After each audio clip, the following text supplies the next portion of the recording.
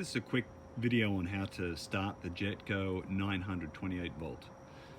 Initially, you will need to turn on the battery isolator. And then on the panel, you have a master power switch, which will check the batteries and also provide power to the MPC-10 controller. By pressing it just for 2 seconds, it's going to show you just very quickly the battery voltage, 25.7. They're the hybrid batteries that are used in conjunction with the generator for turbine start and also used to start the diesel engine. 25.7 is good. A range anywhere between 24.8 and 26 is what we want to see. If you hold this button for longer than 6 seconds, it will actually power up the complete system, and you'll hear the fuel pump activate and the MPC-10 is now alive. To start the unit, it's very simple. All we need to do is now press the green button.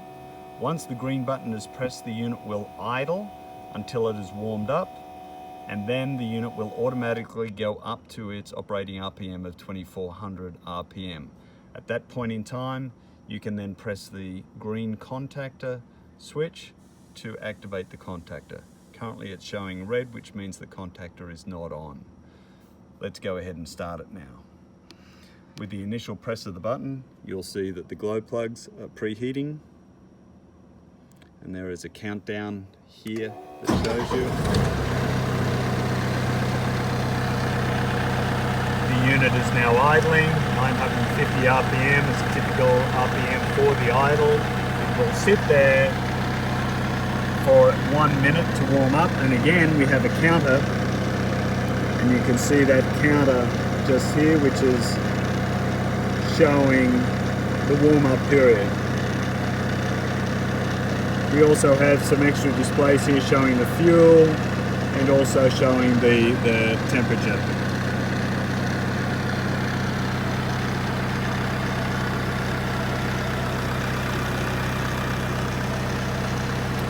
The voltmeter will still show the float voltage of the batteries because the unit has not energized the generator, therefore the generator is not acting upon the batteries. Once that happens at 2400 RPM, you will then see the 28 volt or the nominal 28 to 29 volts. The unit is now running up to its 2400 RPM.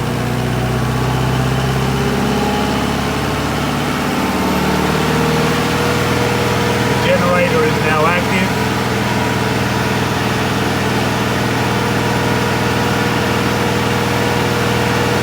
The unit is now ready to operate.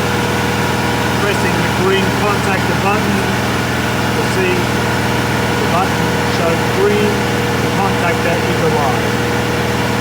To turn the unit off, disengage the contactor, press the red off button, the unit will go down to an idle, and the unit will sit at idle for approximately a minute and then automatically shut off.